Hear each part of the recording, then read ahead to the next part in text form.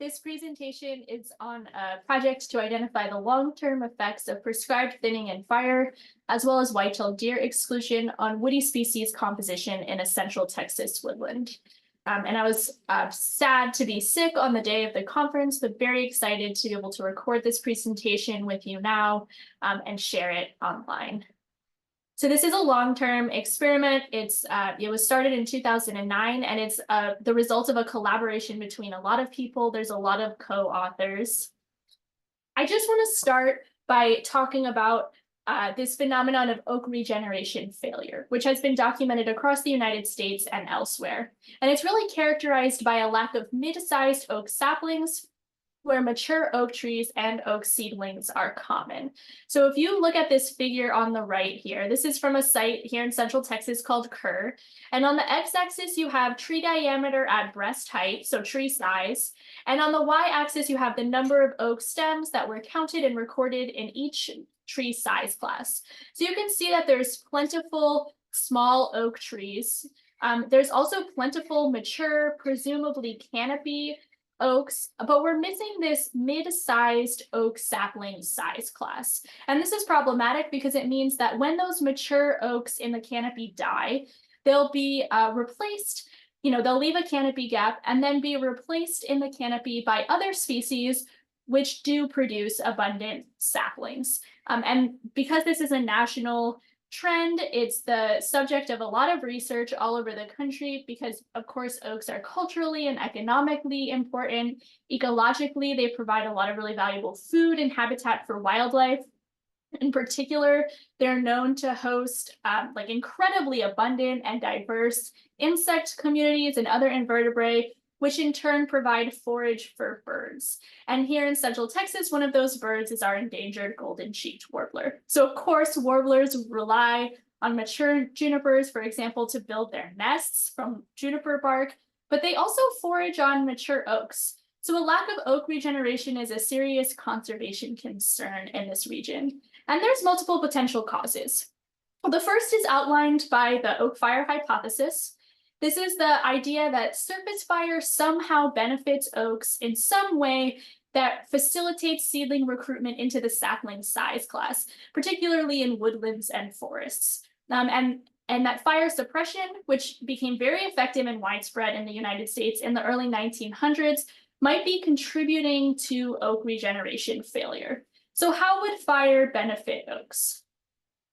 Well, fires can kill oak competitors that shade out oak seedlings. So if you picture a woodland with lots of seedlings growing on the forest floor, many of those non-oak species invest heavily in growing tall as seedlings. So they sprout and then they immediately invest in growing tall to intercept sunlight. This is a strategy to get sunlight in the understory. But oaks have a different strategy. Many oak species actually invest more in large root systems. So this investment in robust roots, especially from a young age in oaks, is a serious disadvantage in that competition from sunlight because they can be shaded out by those taller competitors.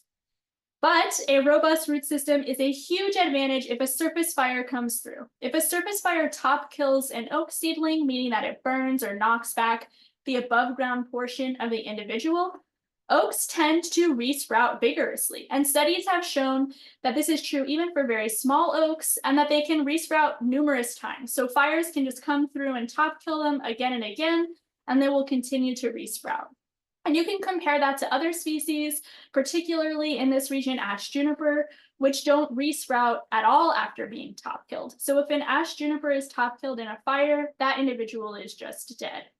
So surface fires could benefit oaks by increasing the proportion of oaks in the understory relative to other woody species, so reducing competition there. And this can also increase light availability for the oaks that are there. So they're more likely to be able to intercept light.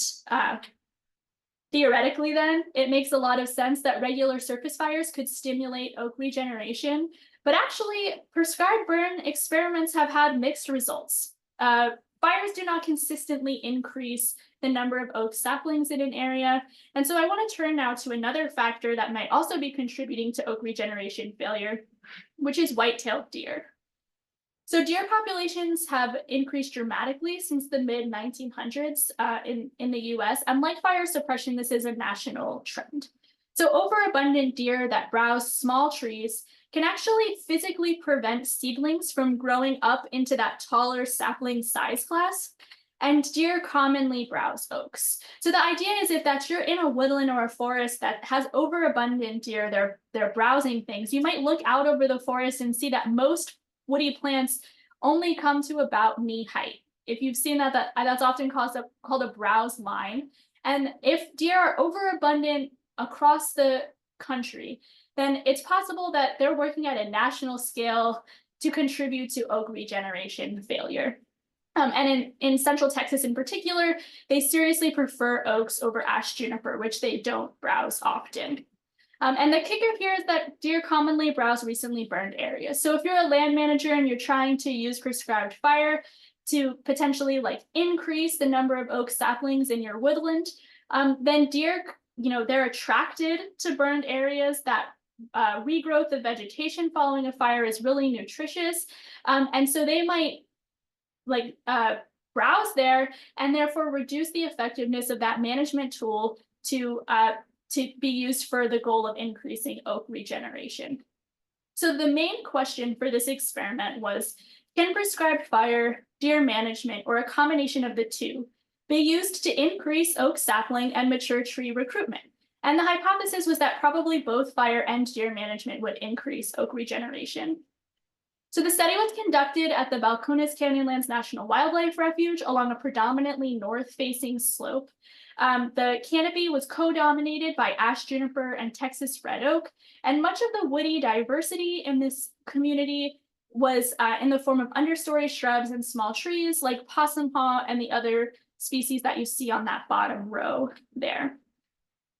20 plots were established in 2009. They were monitored to get an idea of species composition before treatments, and then treatments were implemented in 2010. So a fence went up around 10 of those plots. At the start of the study, at that time, deer density on the refuge was estimated to be about 1 deer per 11.3 hectares. And then 10 random plots, 5 in the fence and 5 outside of the fence, were selected to be burned for the burn treatment. And I call it a burn treatment, but it was really a thinning and burning treatment. So they first went in and cut the ash juniper saplings in these plots. They spread the ash juniper across the ground, and then they let them dry for almost a year and burned in December 2010. The reason that they did this was twofold. First, it improved burn safety and reduced fuel loads and reduced the risk of torching or a crown fire. And it also increased the amount of fuel on the woodland surface to carry the surface fire when they eventually did burn. And so this photo here on the bottom right, this is one of the fires from the experiment. And you can see the juniper thinned on the ground. But I want to point out that the canopy in this plot is still intact. So the goal of this thinning treatment was to reduce saplings, but leave canopy cover at least 70%, which is the amount of cover really preferred by the golden cheeked warbler. So woody plant diversity and abundance was measured in each plot. We monitored the plots again in 2021, which was 11 years after treatment, 12 years after that initial pre-treatment monitoring in 2009.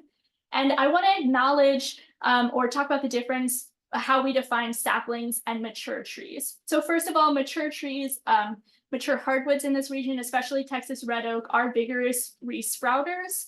So when I talk about a sapling, we actually did not count sprouts from mature stems as saplings. So if I say there was a sapling that was apparently an independent stem, presumably recruited from seed. And we defined saplings as stems that were over breast height with a diameter root crown or a diameter at soil surface of under 10 centimeters. And a mature tree had a diameter soil surface of over 10 centimeters and was also over breast height. So that's how we numerically defined the size classes. And so this analysis is still in progress, but I am very excited to share our most recent results with you. So starting with the mature trees, we looked at mature tree survival, and it looks like some mature ash juniper trees were killed by the fire. So this is a graph of the probability of mature ash juniper tree survival. And on the x-axis, we have treatment. So the control treatment, the control plots were neither fenced nor burned. We have a fence-only plots.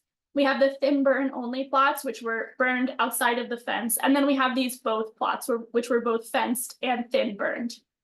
And on the y-axis, we have probability of ash juniper tree survival. So these are trees that were mature in 2009, and we're asking, were they still alive in 2021?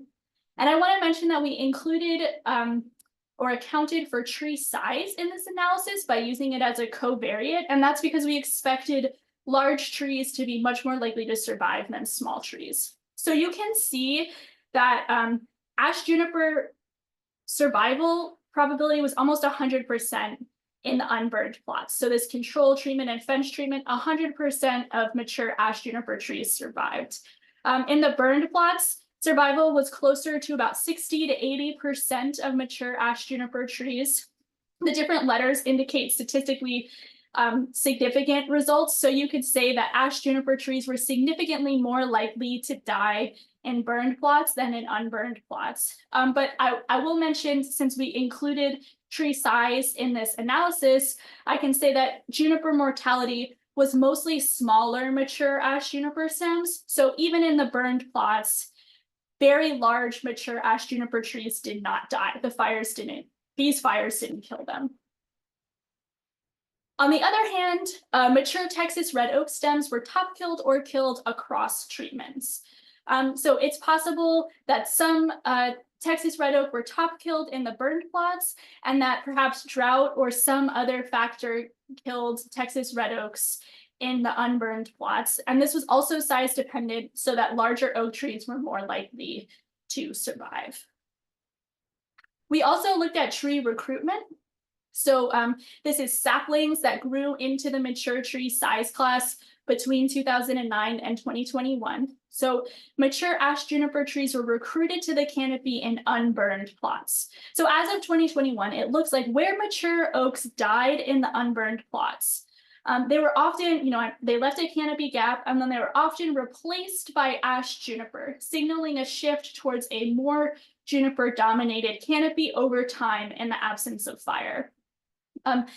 However, this did not happen in the burned plots. Juniper was not recruited to the canopy there because it was thinned in 2010. So there were no juniper saplings in those plots poised to grow into the canopy size class. Few oaks were recruited to the canopy in any treatment. So this is probably because in 2009, the oaks that were present were very small. In the understory, they were very small. So it will likely take more than 11 years for those individuals to grow large enough to be recruited to the canopy. So just to review our mature tree results, when mature Texas red oak were lost in unburned plots, they were replaced in the canopy by ash juniper saplings. So in these plots, the canopy shifted to being more dominated by ash juniper with less mature oak tree cover. When mature Texas red oaks and ash juniper were lost in the thin burned plots, they have not yet been replaced in the canopy by any species. So there's canopy gaps in the burned plots. And so to understand what's happening there, we can now turn and look at sapling composition in these plots, because that could give us an idea of what may be recruited into those canopy gaps in the coming years. So before any treatments in 2009, ash junipers were the most common saplings, and Texas red oak saplings were very uncommon in all of the plots. So here we have a graph of sapling composition in 2009. This is the average number of saplings per plot before treatments were implemented. And you can see there's between probably like 100 and 130 saplings per plot at that time. And the colors in these bars indicate species composition. So this dark green color is ash juniper. So by far, ash juniper was the most common sapling species across the board at this time. And there were hardly any Texas red oak saplings, even though that species was present in the canopy. So I'll remind you again that as part of the thin burn treatment in these thin burn only and both thin burn and fence plots, ash juniper saplings were cut. So these ash juniper saplings were taken down as part of that treatment. And by 2021, sapling composition and density had changed very much in the burned plots, including the thin burn only plots and the both plots that were also fenced. So I'm going to come back to this graph, but I want to take a close look at what is going on with each species in the sapling layers, starting with ash juniper. So by 2021, ash juniper saplings had not recovered in any of the burned plots where they were thinned in 2010. So this is a graph of the average number of ash juniper saplings per plot. That's what's on the y-axis. And we have the pre-treatment data 2009 and the long-term 11-year post-treatment data 2021. The red lines were burned and the black lines were not. The dashed lines were fenced and the solid lines were not. So you can see that by 2021, there's still plentiful ash juniper saplings in the unburned plots, these black lines. But there were still like negligible numbers of ash juniper saplings where they were thinned in 2010 in those burned plots, fenced and unfenced. On the other hand, fenced and thin burned plots, those both plots, had the highest number of Texas red oak saplings.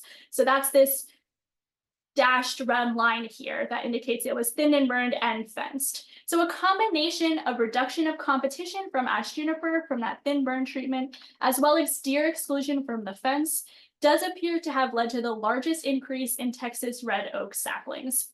I do want to say, please note the scales of the y-axes here. That ash juniper y-axis is like almost an order of magnitude larger than the Texas red oak sapling y-axis. So even where Texas red oaks were most abundant in those both plots, we're still only talking about like a handful of oak saplings, like maybe 8 or 9. And also I wanted to say, as I alluded to earlier, we talked a little bit about those woody understory species. Some of those benefited from the treatments as well. So the fenced and thin burn plots, those both plots also had the highest number of possum haw saplings. So this is a third species that appeared to benefit greatly from fencing and was particularly common by 2021 in the both plots. So this is one of those small understory trees. It's similar to like yaupon or redbud. It very rarely gets recruited into the mature tree canopy. But when it's highly abundant in the understory, it could definitely compete with Texas red oak seedlings or saplings. So to sum up the sapling results, following prescribed thinning and burning, deer access really determines sapling composition and structure as well. So in those unburned plots by 2021, we still had ash juniper dominated sapling layers. Ash juniper was still the most common sapling there. Where it was thinned in the thin burn plots, the trajectory of recovery following the thinning and the burning really depended on deer access. So in those both plots where there was fencing to exclude deer, that's where we had the highest number of Texas red oak saplings. But these plots were actually dominated by the deciduous understory tree species possum haw, which might now be competing with the Texas red oak. In the thin burn only plots, no fencing, this is where deer had access, the sapling density remained low. It never recovered following thinning of ash juniper saplings. We're still only seeing like 20 or 30 saplings per plot there. And this is presumably because deer are browsing those plots and preventing sapling recruitment there. So our results do suggest that perhaps both prescribed fire and deer management are necessary to increase oak regeneration. Those both plots had the highest number of Texas red oak saplings. So what are the realistic management options? Well, larger prescribed burns may have a different effect than the small prescribed burns used in this study. And in particular, they might reduce deer browsing impacts after fire compared to what we observed. So these burns were really small, about 0.04 hectares. And because deer are attracted to recently burned areas, they probably flocked to these sites following the fire. They were probably very concentrated. If you burn a larger area, deer might still be attracted to that site for browsing, but might be less concentrated and so might have a less extreme impact on oak regeneration after the fire. So it's possible that a larger prescribed burn on its own might still facilitate oak sapling recruitment in greater numbers than what we observed. Additionally, because deer prefer to eat possum haw over Texas red oak, there might be some optimal deer density where deer eat possum haw but not oaks after prescribed burns. So this would be great because it's way more realistic to try to reduce deer populations rather than eliminate them with a fence or something like that. Maybe there's some low density of deer where they actually help oaks after fire if they're browsing their competitor possum haw, but leaving oaks to grow unbrowsed. Again, this has been a huge group effort. I want to say thank you to all of the people that made it possible. Thank you to our funders, and please don't hesitate to email me if you have any questions. Thank you for watching this.